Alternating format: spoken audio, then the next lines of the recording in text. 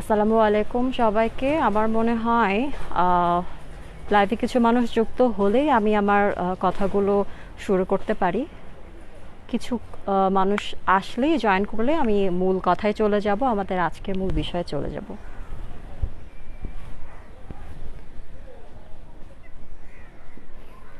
অপেক্ষা করছি আরও কিছুক্ষণ, একটু অপেক্ষা করব।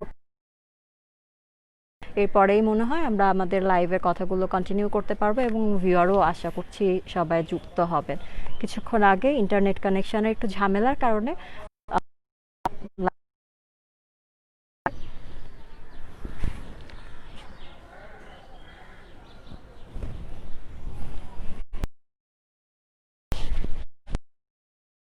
পাচ্ছি এখন।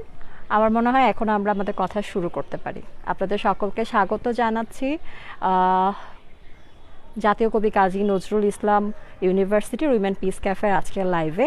খুব সম্ভবত আপনাদের সাথে প্রথম লাইভ এবং আজকে প্রথমবারের মতো আপনাদের সাথে আমার কথা হচ্ছে। আপনাদের আন্তরিকভাবে আমন্ত্রণ জানাচ্ছি আজকে লাইভে যুক্ত হবার জন্য। সকলকে শুভ নববর্ষ এবং সেই সাথে শুভ বিকেল। যদিও পুরো পৃথিবী একটা বিষণ্ণ সময় পার করছে, বিশ্বজুড়ে কোভিড-19 বা করোনা ভাইরাস নিয়ে একটা চরম আতঙ্ক এবং আশঙ্কার একটা সময় পার করছে আমরা সবাই, কিন্তু তারপরেও আমাদের কিন্তু ভালো থাকতে হয়, ভালো থাকার চেষ্টা করতে হয়। আর চেষ্টা যদি করতে হয় তাহলে কিন্তু সকল হতাশা, সকল দুরাশাগুলোকে দূরে রেখেই কিন্তু পথটা চলতে হয়। জীবনটা থেমে থাকে না, আর থেমে থাকে না সময়ও। আর সময়কে কাজে লাগাতে হলে কিন্তু হাসি মুখেই সব কিছুর সাথে বানিয়ে নিয়ে চলতে হয়।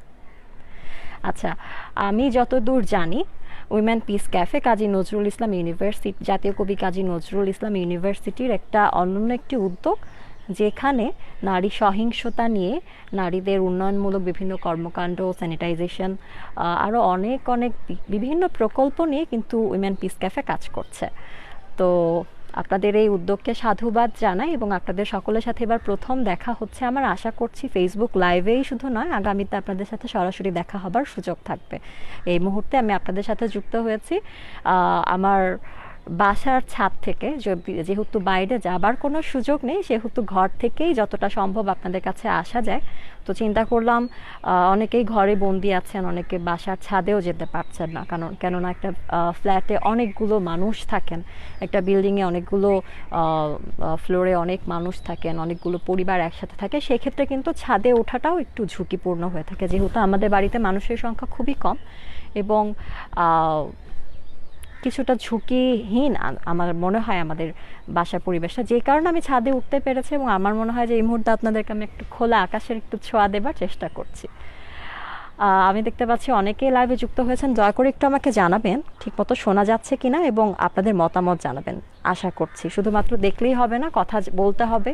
শুধুমাত্র আমি কথা বলবো তা নয়, কথা বলবেন আপনারাও। আপনাদের সকলের কথা আশা করছি আমরা এই আগামী 15 থেকে 20 মিনিট সময়টা খুব চমৎকার একটু সময় পার করতে পারবো।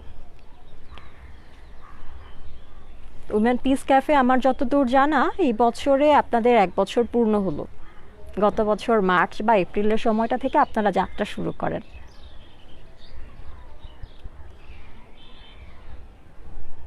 কোভিড-19 এই সময়টায় দুরাশা, আতঙ্ক, ভয় সবাই যেহেতু পার করছে, কিন্তু তারপরেও কিন্তু এগিয়ে থাকা জনগোষ্ঠীর মধ্যে যে বিষয়টি থাকে সেটি হলো যে তরুণ দল, তরুণ যাই কিছু হোক না কেন, কোনো মানুষেরই কিন্তু থেমে থাকা চলে না। তরুণদের জন্য থেমে থাকার কোনো মানেই হয় না। থেমে থাকা শব্দটি তাদের জীবনে আসলে খুব সংক্ষিপ্ত রাখা প্রয়োজন, কেননা থেমে গেলেই আমরা যাকে বলি যে কবি সাহিত্যিকরা তাদের ভাষায় অনেক সুন্দর করে বর্ণনা দিয়ে বলতে পারে, থেমে যাওয়া মানেই হলো মরণ, মৃত্যুকে বরণ করা। এই থেমে যাওয়া নয়, আমরা চলাই বিশ্বাসী। একটি মসৃণ পথ চলার জন্য যেটা করতে হবে সেটা হলো যে খুব সাহস নিয়ে এবং ধৈর্য নিয়ে পরিস্থিতিকে মোকাবেলা করে এগিয়ে যেতে হবে। আচ্ছা, করোনা ভাইরাস নিয়ে আপনাদের একটু আপডেট জানান আমাকে। আপনারা কে কোথায় আছেন, কোন জেলায় আছেন, একটু আপডেট জানান, একটু কমেন্ট করে আমাকে জানান কি কেমন সময় পার করছেন আপনারা। একা একা কথা বলাটা আসলে লাইভে যদি এখানে দুজন থাকতো, একজন সঞ্চালক একজন অতিথি, দুজন মিলে কথা বলাটা অনেকটা সহজ হয়ে যায়, কিন্তু একা একা একটা লাইভ কন্টিনিউ করা এবং দর্শকরা আমাকে দেখছেন কিন্তু কথা বলছেন না, এই ব্যাপারটা কিছুটা হলেও একটু বোরিং হয়ে যায়। আমি একটু ক্যামেরাটাকে একটু ঠিক করে নিচ্ছি, সরি।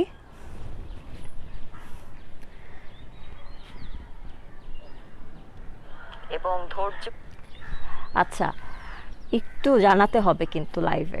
আচ্ছা, মাইমুনা জান্নাত তুষ্টি কমেন্ট করেছে, হাই আপু, হ্যালো।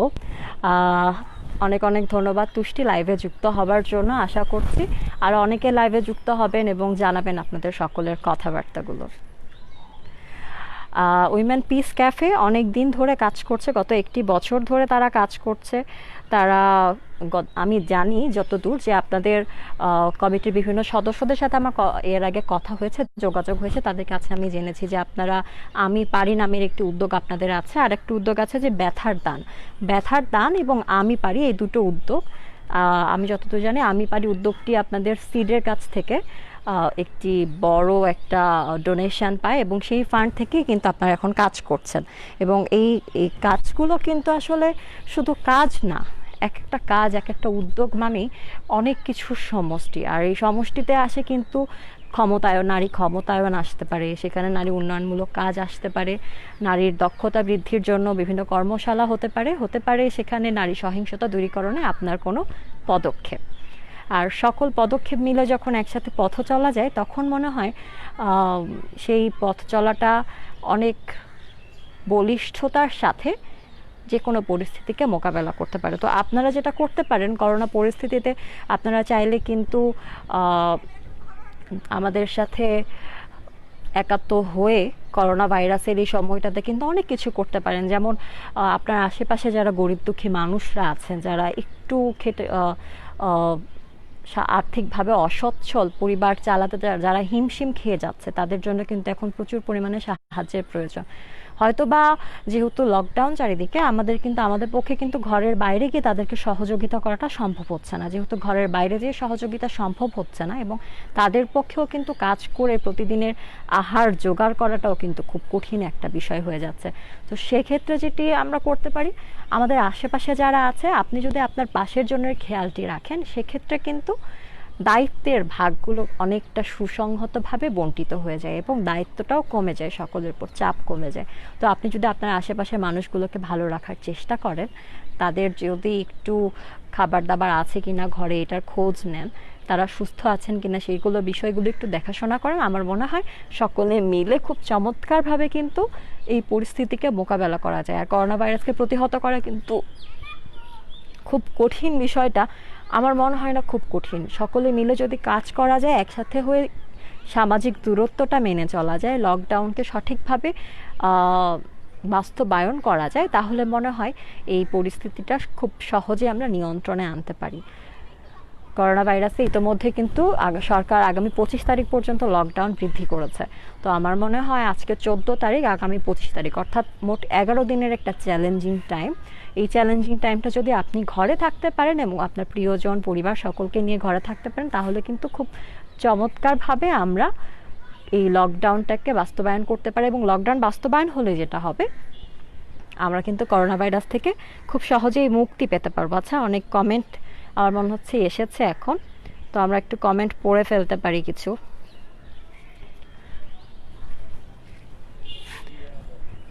আচ্ছা, উইমেন পিস ক্যাফে আমি সিরাজগঞ্জ থেকে জেসমিন বলছি। Hello jasmine. আচ্ছা, ওয়াহিদুল ইসলাম বলেছে গ্রেট ইনিশিয়েটিভ, থ্যাংক ইউ। আপনাকে জয়েন করার জন্য অনেক অনেক ধন্যবাদ এবং জাতীয় কবি কাজী নজরুল ইসলাম ইউনিভার্সিটির প্রত্যেককে অনেক অনেক ধন্যবাদ আমাকে এই মুহূর্তে আপনাদের সাথে সংযুক্ত করবার জন্য, আমন্ত্রণ জানানোর জন্য।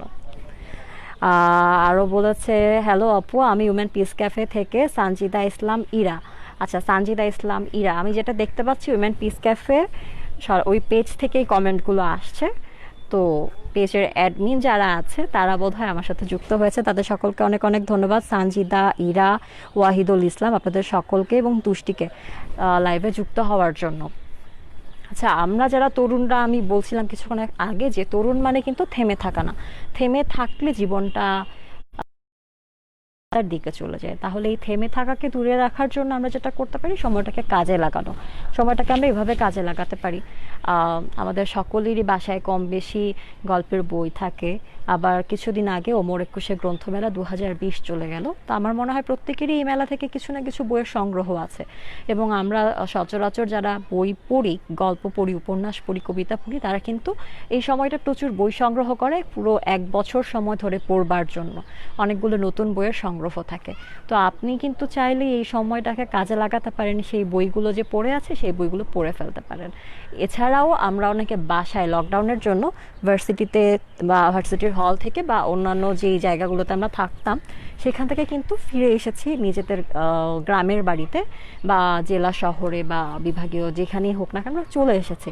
তো আমাদের বাড়িতেও কিন্তু অনেক বই থাকে, বইয়ের তাক থাকে, বইয়ের তাকে কিন্তু অনেকটা ধুলো জমে যায়। তো আমরা কিন্তু চাইলেই সেই বইয়ের তাকের ধুলোগুলো ঝেড়ে মুছে পরিষ্কার করে সুন্দর করে বইগুলো নিয়ে পড়তে বসতে পারি এবং পরে শেষে আবার সুন্দর করে গুছিয়ে রাখতে পারি। আর ঘরে যেহেতু ফিরেছি, আমরা ছেলে মেয়ে যারাই হোক না কেন প্রত্যেকে কিন্তু আমাদের বাবা মাকে সহযোগিতা করতে পারি। বাবার অফিসের কাজগুলো কিন্তু বাবারা অফিস ফ্রম হোমে মেনটেন করার চেষ্টা করছে। মায়েরা কিন্তু প্রতিদিনের রান্না বান্না থেকে শুরু করে আপনার দেখাশোনা এবং সব কিছুতেই কিন্তু তারা খুবই দক্ষতার সাথে সুনিপুণভাবে সম্পন্ন করে ফেলছে।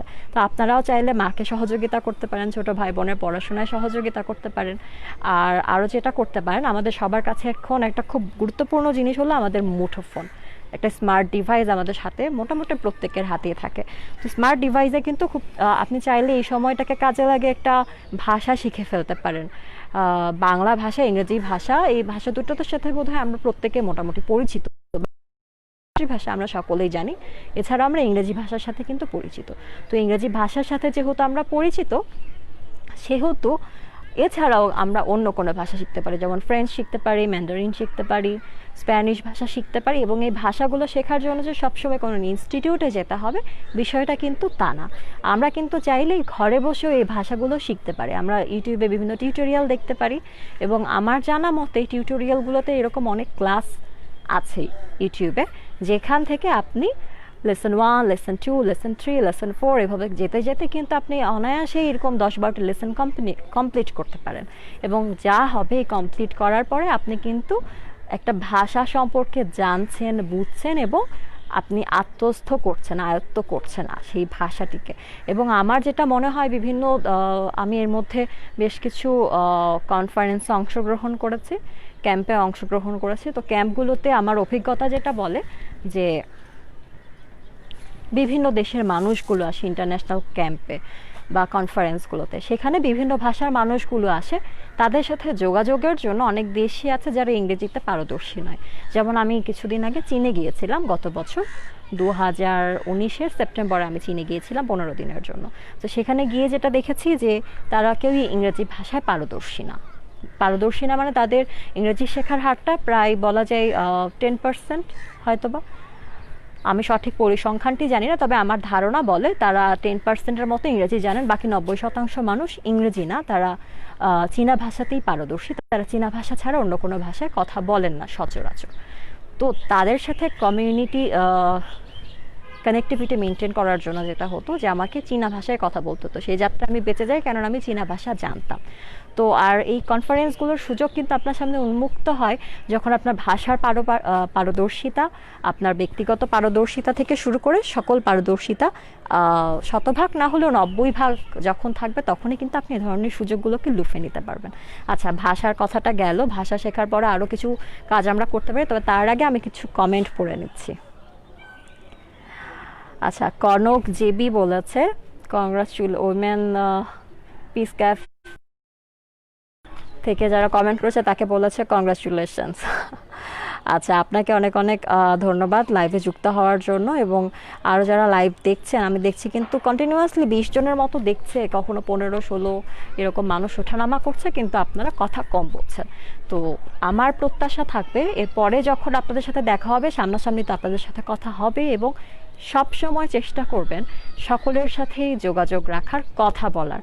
তো কথা বলাটা আমার মনে হয় অনেক বড় একটা স্কিল মানুষের জন্য। যেটা বলছিলাম, ভাষা শেখাটা যেমন আপনাকে অনেক দক্ষতা দিচ্ছে, অনেক সুযোগ উন্মুক্ত করে দিচ্ছে। ভাষা শিখলে কিন্তু আপনি একই সাথে দোভাষী হিসেবে বিভিন্ন সেক্টরে কাজ করতে পারেন। দোভাষী হিসেবে কাজ করার সুযোগটা কিন্তু বাংলাদেশ সহ পুরো বিশ্বে এখন বেশ প্রচলিত একটি সুযোগ। আর ভাষার পরে যেটা বলবো, যে কথা বলতে পারলে বা কথা বলাটা আসলে এক রকমের পাওয়ার, যে পাওয়ারটা আপনাকে অনেক কিছু বলার সুযোগ যেমন দেয়, ঠিক সেই সাথে আপনাকে অনেক কিছু পাবারও সুযোগ করে দেয়। আপনি যখন বলবেন তখন আপনার কাছে পাওয়ার সুযোগটি আসবে। আর এই সময়টাতে, করোনা ভাইরাসের এই লকডাউনের সময়টায় যেহেতু অফুরন্ত সময় আমাদের সকলেরই হাতে, যেহেতু আমাদের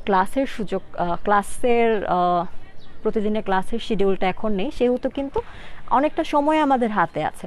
আমরা গল্পের বই পড়তে পারি, ভাষা শিখতে পারি, সেই সাথে আমরা আরও যেটা করতে পারি সেটা হলো ক্রিয়েটিভ কিছু কাজ আছে। অনেকে হ্যান্ডক্রাফটস ভালোবাসে, অনেকে আছে ফ্যাশন ডিজাইনিং ভালোবাসে, অনেকে আছে গল্প লিখতে ভালোবাসে, কবিতা লিখতে ভালোবাসে, কবিতা পড়তে ভালোবাসে। তো আপনারা যেটা করতে পারেন, এই সময়টাতে আপনারা সেই সুযোগগুলো কাজে লাগাতে পারেন। যারা ক্রাফটিং ভালোবাসেন তারা ক্রাফটিংয়ের কাজ করতে পারেন, যারা ফ্যাশন ডিজাইনিংয়ের কাজ পছন্দ করেন তারা সেটা করতে পারেন। আবার অনেকে সাজুগুজু করতে পছন্দ করে। তো আমার কাছে মনে হয় না এই ব্যাপারগুলোকে আমি নেগেটিভলি দেখি। আমি খুবই ইতিবাচকভাবে সব কিছুকে দেখার চেষ্টা করি, মেনে নেওয়ার চেষ্টা করি। সেদিক থেকে আমার মনে হয় যারা সাজুগুজু করতে ভালোবাসে তারা অনায়াসেই সাজুগুজু করতে পারেন। এবং সাজুগুজু করে যেটা আমি দেখি যে অনেক বিউটি ব্লগার আছে এখন বিশ্বজুড়ে। বিউটি ব্লগিং কিন্তু খুব খুব অনন্যভাবে গৃহীত হওয়া একটি উদ্যোগ। মিলিয়ন ভিউ হচ্ছে ইউটিউবে, বিভিন্ন সোশ্যাল মিডিয়ায়, এবং সেখান থেকে কিন্তু তারা সাবস্ক্রিপশনের মাধ্যমে ইউটিউব থেকে তারা একটা ভালো অ্যামাউন্ট আর্ন করতে পারছে। তো আমার কাছে মনে হয় যে কোনো কিছু করা, আপনি যাই পারেন না কেন সেটাকেই কাজে লাগিয়ে কিন্তু এগিয়ে যেতে পারেন। তো বিউটি ব্লগিং করেন, হ্যান্ডক্রাফটিং করেন, ফ্যাশন ডিজাইনিং করেন, কবিতা লেখেন, গল্প লেখেন, যাই করেন না কেন আপনি অনায়াসেই সময়গুলোকে কাজে লাগাতে পারেন, এবং সেই কাজে লাগানোর সময়গুলো আপনার দক্ষতাগুলোকে বৃদ্ধি করতে পারে। আচ্ছা, নওশাদ আল সাইম বলেছে শুভ নববর্ষ। সাইম, আপনাকেও। আশা করব আপনাদের সকলের সাথে আমার খুব শীঘ্রই দেখা হবে। আমরা অনেকক্ষণ ধরে লাইভে আছি। আমার মনে হয় কতক্ষণ হবে লাইভে আছি আমরা?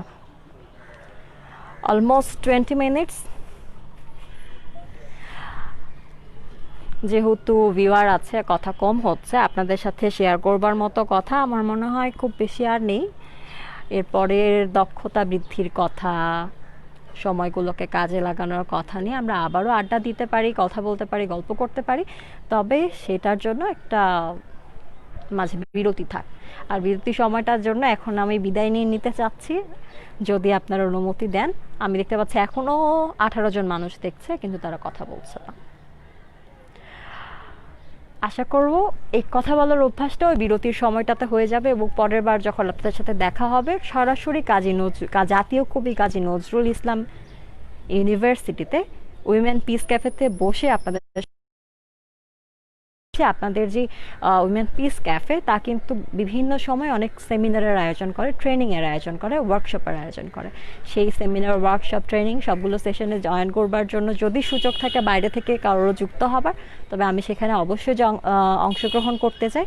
এবং আজকে লাইভ থেকে বিদায় নেবার আগে আমি সাদিয়া সূচনা আপনাদের সকলের কাছে অনেক কৃতজ্ঞতা প্রকাশ করছি আমাকে আমন্ত্রণ জানানোর জন্য, এবং সেই সাথে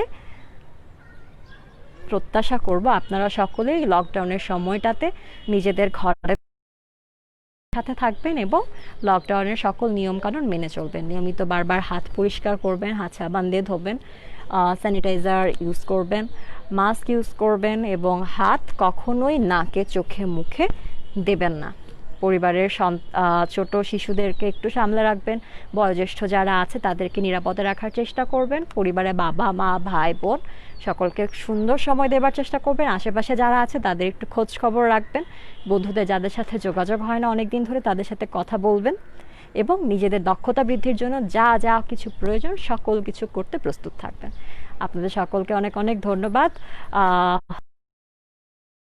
আরও দুটো কমেন্ট আমি পেয়েছি, আমি একটু কমেন্ট দুটো পড়ে আসি। সাদিয়া তাসিন বলেছে, হাই আপু, এই সিচুয়েশানে এ ধরনের লাইফ খুবই ভালো একটা initiative, thanks for your such initiative. Thank you so much আপনাকে, আপনাদের এই যে উইমেন পিস ক্যাফে থেকে আমাকে আমন্ত্রণ জানিয়েছেন বলে। যদি আপনারা আমন্ত্রণ না জানাতেন তাহলে কিন্তু আমি আসতে পারতাম না। আপনাকে অনেক অনেক ধন্যবাদ।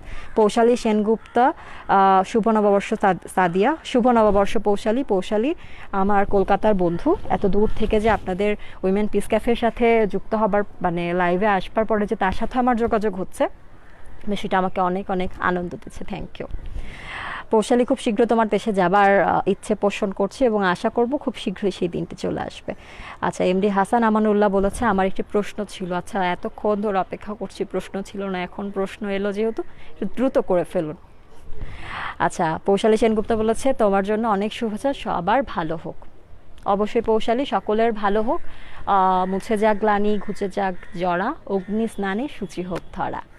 পৃথিবীটা আবার হেসে উঠুক, আনন্দে মেতে উঠুক, সে প্রত্যাশা করছি। এবং হাসান আমানুল্লাহ, আপনার প্রতি অনুরোধ থাকবে পরবর্তীতে প্রশ্নটি জানানোর জন্য, আশা করছি উত্তর দিতে পারবো।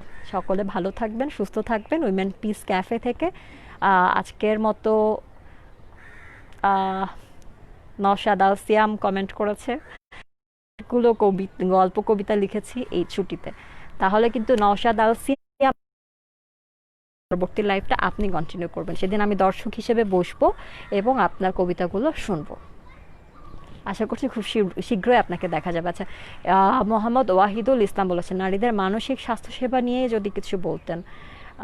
নারীদের মানসিক স্বাস্থ্যসেবা, আচ্ছা, নারীদের মানসিক স্বাস্থ্যসেবা কথা যদি প্রথমে আসে, তাহলে যেটা আমার কাছে প্রথম মনে হয় সেটা হলো যে সবার প্রথমে নিজের মায়ের কাছে যান। একটু দেখুন যে লকডাউনের সময়টাতে মাকে অবজার্ভ করার জন্য আপনার হাতে অফুরন্ত সময়। আপনার মা আপনার বয়স যদি 20 বছর হয়ে থাকে, আপনার মা হয়তো 20 থেকে 22 বছর ধরে সংসারটা করছেন। এই 22 বছরের সংসারে যারা গৃহিণী মা আছেন, হোম মেকার, তারা কিন্তু সকাল থেকে সন্ধ্যা রাত অবধি আপনার জন্য, আপনার পরিবারের জন্য কাজ করে যাচ্ছে। তো তার কাছে একটু যান, তার কষ্টটা কি, তার এই যে ব্যস্ততা, তার যে ক্লান্তি, এই ক্লান্তিগুলোকে একটু বোঝার চেষ্টা করুন। এবং ক্লান্তি বোঝার যখন চেষ্টা করবেন, আপনি মানসিক অবস্থাটাও বুঝতে পারবেন। তো মানসিক অবস্থাটা যদি বুঝতে পারেন, আমার মনে হয় একজন মানুষ যখন আরেকজন মানুষের মানসিক অবস্থাটা বুঝতে পারে, তার ক্লান্তিটাকে অনুভব করে মানসিক স্বাস্থ্য সেবাটা সেই সময়টায় দেওয়া সম্ভব। আর এছাড়া স্বাস্থ্যসেবার মধ্যে যদি এটা থাকে, আপনি তার যত্ন নিচ্ছেন, আপনি তার সেবা শুশ্রূষার জন্য নিজেকে তৈরি রাখছেন, এটা যখন একজন মানুষ বুঝতে পারে, কেউ একজন যখন বুঝতে পারে তার অবলম্বন হিসেবে পৃথিবীতে কেউ একজন আছে, তার সেবা করার জন্য কেউ একজন আছে, তাহলে কিন্তু সে মানুষটার মানসিক শক্তি অনেকাংশে বেড়ে যায়। আর এই শক্তিটাই হলো মানসিক স্বাস্থ্যসেবার সবথেকে গুরুত্বপূর্ণ একটি দিক। আশা করছি আপনি আপনার প্রশ্নের উত্তর পেয়ে গেছেন। এবং পৌশালী সেনগুপ্তা আবার একটি ভালোবাসা দিয়েছে, thank you Poushali. MD Hasan Amanullah বলেছে, আমরা কিভাবে বাসায় সময় কাটাবো। বাসায় সময় আমরা অনেকভাবে কাটাতে পারি, যেটা বললাম, গল্পের বই পড়তে পারি, কবিতা লিখতে পারি, যেটা সিয়াম করেছেন, কবিতা লিখেছেন। আমরা যেটা করতে পারি, ভাষার দক্ষতা বাড়াতে পারি। আমরা যেটা করতে পারি, আমরা প্রচুর সিনেমা দেখতে পারি। ভালো ভালো সিনেমাগুলো কিন্তু অনেক কিছু জানার অনেক বড় একটা উৎস।